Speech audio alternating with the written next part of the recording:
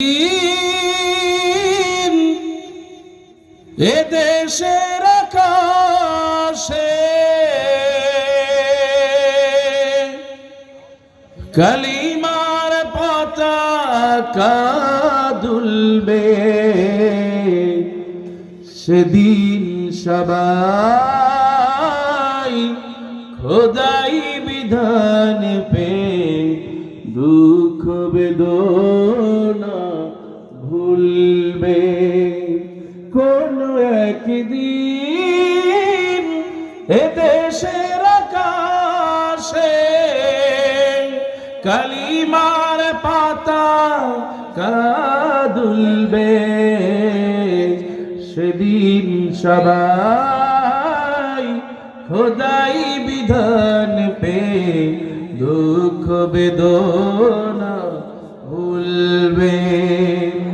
সেদিন আর রবে না হাহাকার, অন্যায় জুলুম অবিচার, থাকবে না হাহাকার দুর্নীতি কদাচার, থাকবে না হাহাকার দুর্নীতি কদাচার, সকলেই শান্তিতে থাকবে। সেদিন সবাই খোদাই বিধান পে দুঃখ বেদনা ভুলবে। ঠিক না? একাকী নিরমণি নির্জন পথে যাবে, কোন জন কটু কথা কবি না, কোন জন পথে ঘাটে সম্পদের মোহে খোলার রাহা জানি হবে না। খোদার আইন ছাড়া অন্য কিছুতে আর, কোরআনের আইন ছাড়া অন্য কিছুতে আর মানুষের মুক্তি না মিলবে। সেদিন সবাই খোদাই বিধান পে দুঃখ বেদনা ভুলবে।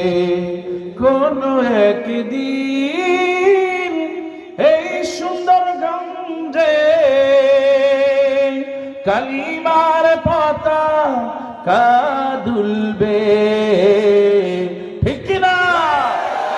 সেই দিন খুব বেশি দূরে, মুসলমান জনে বলেন সেই দিন খুব বেশি দূরে। কারণ এই সবাই বলেন জমিন কার আর আমরা গোলাম কার, আর এই কোরআন নাজিল করেছেন তিনি কে? কাজী এই জমিনে আইন চলবে কার? সবাই বলেন আইন চলবে কার? আল্লাহর জমিনে আল্লাহর আইন প্রতিষ্ঠা করার জন্য সাহাবীরা রক্ত দিয়েছেন, সাহাবীরা শহীদ হয়েছেন। এই জমিনে অনেক রক্ত ঝরেছে, কথা কান ঠিক কিনা?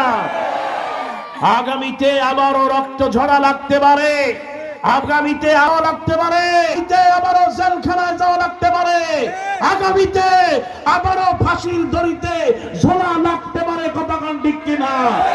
ওই সময়ে কারা জীবন দিতে রক্ত দিতে কারা প্রস্তুত? দুই হাত তুলে দেখা।